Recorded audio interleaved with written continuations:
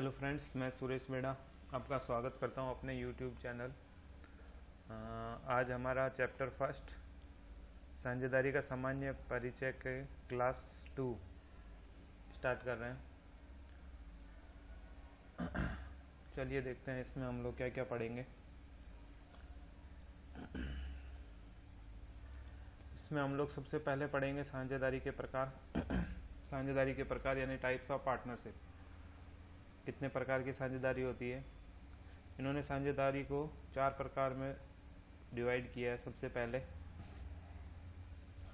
क्या कह रहा है, दायित्व के अनुसार साझेदारी, यानी कि दायित्व के हिसाब से इन्होंने साझेदारी को बांटा है। दायित्व के हिसाब से ये कह रहे हैं कि 2 तरह की होती है, सीमित दायित्व वाली और असीमित दायित्व वाली।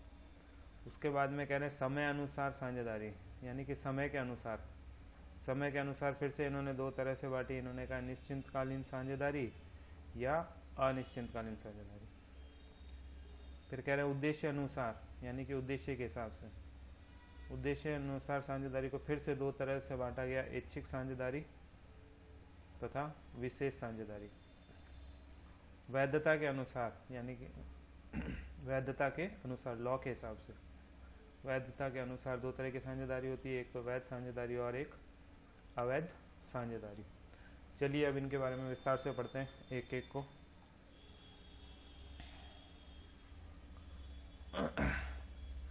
सबसे पहले जो साझेदारी ली गई है वो ली गई है दायित्व के अनुसार साझेदारी। दायित्व के अनुसार साझेदारी को इन्होंने 2 तरह से बांटा गया, एक तो सीमित दायित्व वाली साझेदारी, दूसरी है असीमित दायित्व वाली साझेदारी। अब देखते हैं क्या कह रहा है। सीमित दायित्व वाली साझेदारी। सीमित दायित्व, नाम से ही पता चल रहा है इसमें दायित्व सीमित होगा। इसको बोलते हैं limited liability partnership, short form में LLP। सीमित दायित्व साझेदारी अधिनियम 2008 के अंतर्गत स्थापित एक निगम है। ये एक अलग ही नया एक्ट पारित किया गया, अधिनियम 2008 को। सीमित दायित्व साझेदारी अधिनियम 2008 के अंतर्गत स्थापित एक निगम है, यानी कंपनी है। यह एक कृत्रिम व्यक्ति होती है, आर्टिफिशियल पर्सन। इसका पृथक वैधानिक अस्तित्व होता है, यानी कि पृथक वैधानिक अस्तित्व यानी कि ये अपने ऑनर मालिक से अलग होती है। शाश्वत जीवन, यानी जीवन भर रहेगी, चलती जाएगी। जिसकी सार्वमुद्रा होती है, सार्वमुद्रा यानी कि एक तरह से सील, जिसको इंग्लिश में बोलते हैं कॉमन सील, जो सीमित दायित्वों पर आधारित होती है। सीमित दायित्व होते हैं दायित्वों की जो सीमा होगी वो निर्धारित की हुई होगी। सीमित दायित्व साझेदारी में साझेदारी का दायित्व सीमित होता है, नाम से ही पता चल रहा है। यानी कि अगर जब अपन सीमित दायित्व साझेदारी अधिनियम 2008 के अंतर्गत रजिस्ट्रेशन करवाएंगे तो हमारी जो साझेदारी होगी वो कैसी होगी, सीमित दायित्व वाली होगी।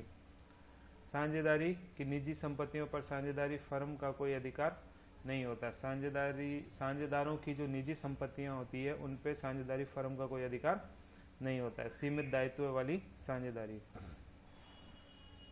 अब अगली पढ़ते हैं हम लोग क्या है। दायित्व के आधार पर 2 भागों में बांटी गई थी, एक तो सीमित दायित्व वाली साझेदारी, दूसरी असीमित दायित्व वाली साझेदारी। जिससे साझेदारी में सभी साझेदारों का दायित्व असीमित होता है, अर्थात जब फर्म के दायित्वों को चुकाने के लिए सभी साझेदार संयुक्त व्यक्तिगत रूप से उत्तरदायी होते हैं तो ऐसी साझेदारी असीमित दायित्व वाली साझेदारी कहलाती है। देखो इसके अंदर डिफरेंस क्या होता है कि अगर जब हमने सीमित दायित्व वाली साझेदारी के अंतर्गत कंपनी बनाई है, कंपनी या फर्म बनाई है, तो अगर जब इस जैसे कि ए एंड कंपनी बनाई, ठीक है, अगर जब इसका दिवाला पिटेगा यानी कि ये बंद हो जाएगी तो इसकी जो लाइबिलिटी होगी ना, इसके अंदर जो भी लाइबिलिटी होगी वो मतलब ये जो फर्म की जो एसेट्स होंगी ना उनको बेचकर इनकी लाइबिलिटी का भुगतान कर दिया जाएगा। और इनको बेचने के बाद में भी अगर जब कुछ लाइबिलिटी बच जाती है तो उनका भुगतान नहीं किया जाएगा। ये जो एसेट्स होगी ये किसकी होगी, फर्म की एसेट्स होगी, ठीक है ना। जबकि असीमित दायित्व वाली में क्या होता है, असीमित में कहा गया है कि सबसे पहले तो आप क्या करोगे, आप फर्म की एसेट्स को बेचोगे, ठीक है, लाइबिलिटी का पेमेंट जब करना होगा फर्म की एसेट्स बेच के लाइबिलिटी का पेमेंट करेंगे। फिर भी अगर जब कोई लाइबिलिटी पेंडिंग रह जाती है तो पार्टनर जो हैं उनकी निजी प्रॉपर्टी यानी कि उनकी जो प्रॉपर्टी होगी, इन लोगों की जो पर्सनल प्रॉपर्टी है, इनके घर से पर्सनल जो इनकी प्रॉपर्टी है उसको बेच के भुगतान किया जाएगा। ठीक है ना, ये फर्क है सीमित और असीमित के अंतर्गत।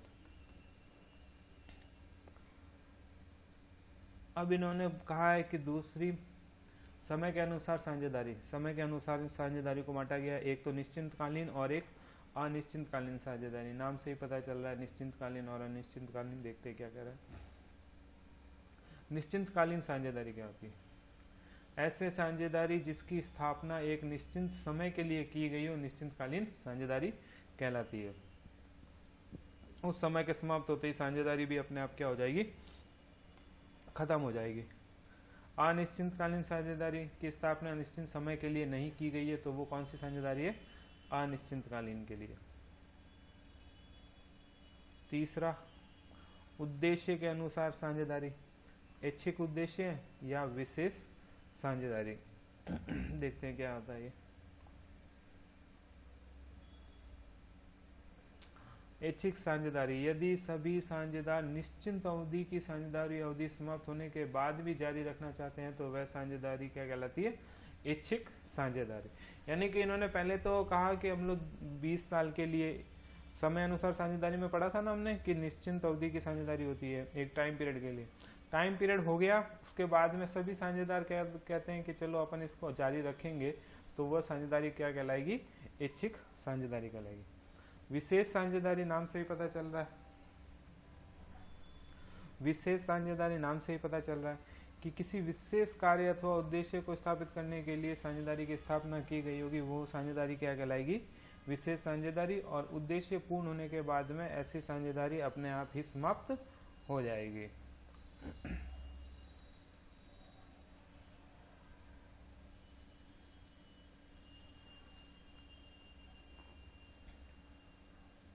वैधता के अनुसार, वैधता के अनुसार यानी कानून के द्वारा, वैध साझेदारी तथा अवैध साझेदारी।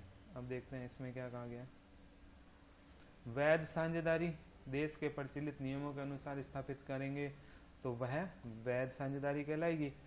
अवैध साझेदारी, नाम से ही पता चल रहा है, यदि किसी साझेदारी की स्थापना प्रचलित नियमों के अनुसार ना हो, जो नियम है उनको फॉलो नहीं किया गया है, तो ऐसी साझेदारी क्या कहलाएगी? अवैध साझेदारी। अब अवैध साझेदारी कौन कौन सी हो सकती है? निम्न हो सकती है। उद्देश्य गैर कानूनी है साहब, संख्या 2 से कम हो जाए, अधिकतम 50 से ज्यादा हो जाए। 2 थे मगर एक मर गया तो अवैध साझेदारी। 50 साझेदार थे, एक जने को और जोड़ लिया, अवैध साझेदारी हो जाएगी। व्यापार, लोक नीति या अंतर्राष्ट्रीय नीति के विरुद्ध हो, कोई ड्रग्स बेचने का साझेदारी कर रहे हो तो यह अंतर्राष्ट्रीय नीति या व्यापार के विरुद्ध है। शत्रु राष्ट्र का नागरिक बना दिया और पाकिस्तान को, भाई साहब पाकिस्तान का नागरिक था उसको पार्टनर बना लिया, तो अवैध साझेदारी हो जाएगी। साझेदारी के प्रकार पढ़ लिए हमने। अब हम लोग अगला टॉपिक पढ़ते हैं, साझेदारी संलेख में सम्मिलित होने वाली बातें। सबसे पहले देखते हैं कि साझेदारी संलेख क्या होती है। साझेदारों के मध्य लिखित समझौता साझेदारी संलेख कहलाता है। मैंने बताया था साझेदारी का जन्म ही किससे होता है? समझौते के द्वारा या ठहराव के द्वारा होता है, और ये लिखित या मौखिक दोनों हो सकता है। जब ये समझौता लिखित में हो जाता है तो ये क्या बन जाता है? साझेदारी संलेख। अब साझेदारी संलेख में कौन कौन सी बातें आती है उनको देख लेते हैं। साझेदारी संलेख में हमें 5-6 पॉइंट याद रखने, ज़्यादा याद नहीं रखने, अपने सुविधा के अनुसार याद रख लेना। सबसे पहले फर्म का नाम व पता, किस नाम से आप बिजनेस कर रहे हैं उसका नाम क्या है और पता क्या है। सभी साझेदारों के नाम एवं पते, साझेदार कौन कौन से उनके नाम और पते। साझेदारी व्यवसाय की प्रकृति व कार्य क्षेत्र, कहाँ पर व्यवसाय कर रहे हो और किस प्रकृति का व्यवसाय है। लाभ विभाजन अनुपात क्या होगा, लाभ किस अनुपात में बांटोगे, जिस अनुपात में लाभ होता है उसी में हानि भी बढ़ती है, कुछ नहीं कहा गया हो तो। साझेदारों की पूंजी, जितने भी साझेदार हैं उन्होंने कितने कितने रुपए लगाए हैं वो उनकी पूंजी है। पूंजी पर ब्याज के संबंध में प्रावधान, जो कैपिटल लगाई है उस पर ब्याज का बारे में कुछ नियम है या नहीं है। आहरण पर राशि, यदि कोई साझेदार व्यापार से निजी प्रयोग के लिए राशि निकालता है तो उसकी क्या प्रावधान होंगे। आहरण पर ब्याज के संबंध में प्रावधान, यदि कोई व्यापारी आहरण के लिए पैसा निकालता है तो उस पर ब्याज लगाया जा रहा है या नहीं लगाया जा रहा है।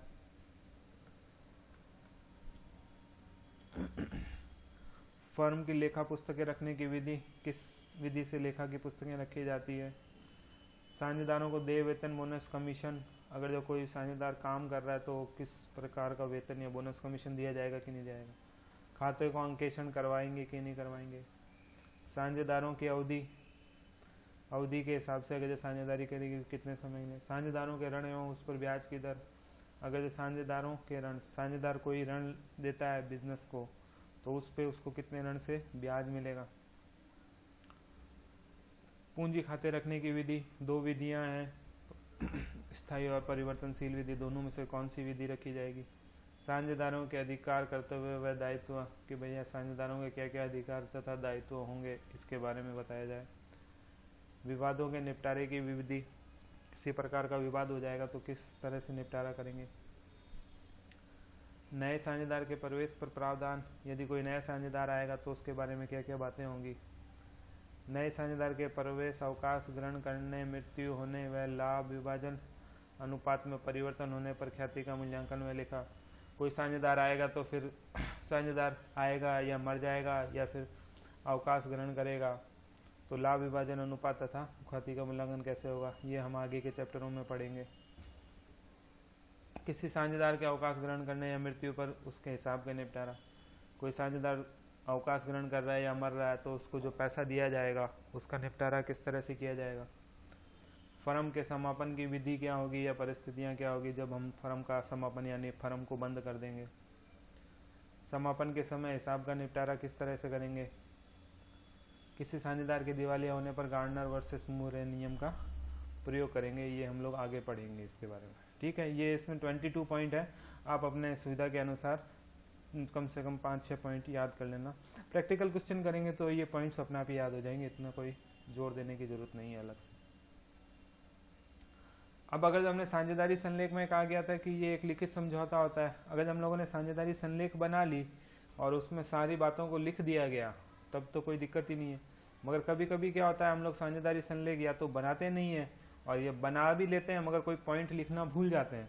तो जब हम लोग कोई पॉइंट लिखना भूल जाते हैं तो उस केस में क्या होगा, उस केस में पार्टनरशिप एक्ट 1932 को देखा जाएगा और उसमें जो बातें कही जाएगी उनको फॉलो किया जाएगा। पार्टनरशिप एक्ट में जो बातें कही गई है वो ये 7 पॉइंट है, देखते हैं क्या क्या कह रहा है।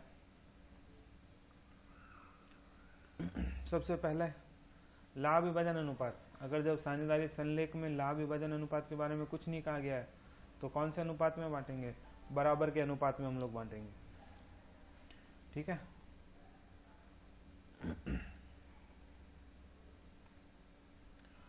दूसरा पॉइंट पूंजी पर ब्याज। अगर पूंजी पर ब्याज के बारे में कुछ नहीं कहा गया तो ब्याज नहीं दिया जाएगा। आहरण पर ब्याज, साझेदारों द्वारा किए गए आहरण पर भी कोई प्रकार का ब्याज नहीं होगा। साझेदारों को पारिश्रमिक, कोई साझेदार काम कर रहा है तो उसको किसी प्रकार का वेतन, बोनस, कमीशन नहीं दिया जाएगा। साझेदारों के ऋणों पर ब्याज, अगर जो कोई साझेदार फर्म को कुछ पैसा उधार देता है तो 6% वार्षिक दर से उसको ब्याज दिया जाएगा। ये पॉइंट याद रख लेना, 1 नंबर का सवाल कभी कभी पूछते हैं। प्रत्येक साझेदार को व्यापार संचालन में प्रबंध में हिस्सा लेने का अधिकार होगा, उसको हम लोग रोक नहीं सकते कि भाई व्यापार या मैनेजमेंट को मत संभालो। प्रत्येक साझेदार को फर्म की पुस्तकों देखने, निरीक्षण करने तथा उनकी प्रतिलिपि लेने का अधिकार। कोई भी साझेदार अकाउंट्स देख सकता है। तो इसमें देखो क्या है कि सबसे पहली बात, अगर जो साझेदारों के मध्य अनुपात नहीं दिया गया है तो उनको क्या करेंगे, बराबर के अनुपात में लाभानी को बांटा जाएगा। पूंजी पर ब्याज नहीं दिया जाएगा।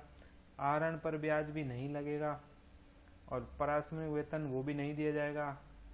ऋण पर जो ब्याज है वो 6% दिया जाएगा। ये जो मैंने हाईलाइट किए ये पॉइंट हमको याद रखने। आज हम लोगों ने साझेदारियों के प्रकार और साझेदारी संलेख के बारे में पढ़ा। ये लेक्चर यहीं पे समाप्त करते हैं। आपको पसंद आए तो कमेंट कीजिएगा और कोई प्रॉब्लम हो तो पूछिएगा। Thank you very much.